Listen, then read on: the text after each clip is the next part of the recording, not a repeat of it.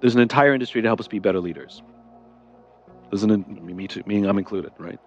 There's an entire industry to help us be better parents. There's an entire industry to help us have better marriages. There's an entire industry to help us eat better, exercise better.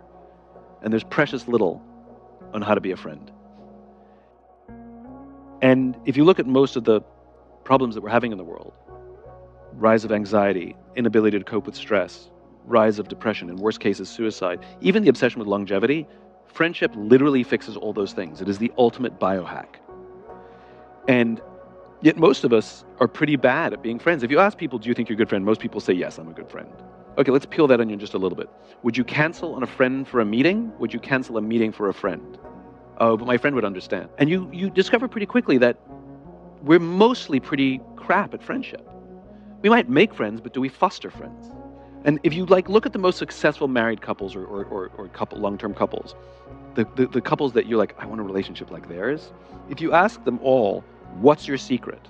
They all say the exact same thing. It's hard work and we do the work. How many people in a friendship say it's hard work and we do the work?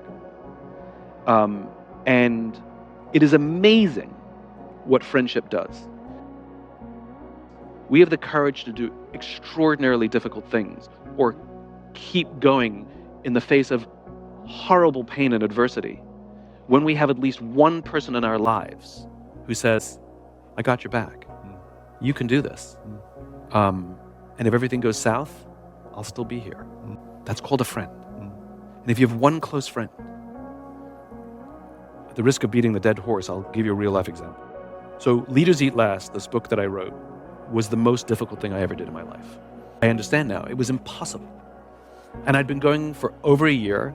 I'd lost 2 relationships because of it, because I was in such a bad shape. I was so stressed out. And I was sitting at my desk one evening, about 8 o'clock, 9 o'clock at night, and I gave up. I decided I couldn't do it. It beat me. And I went for a long walk, literally to plan my exit.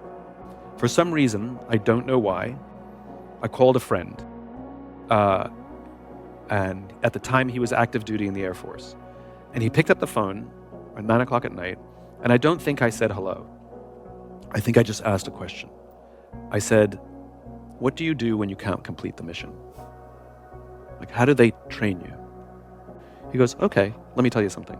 Before I met you, I became completely disillusioned with the Air Force. I wanted out. And I read this kooky little book called Start With Why. And it completely re-inspired me. And I decided I was going to stay in and be even a better leader. And I've never been happier.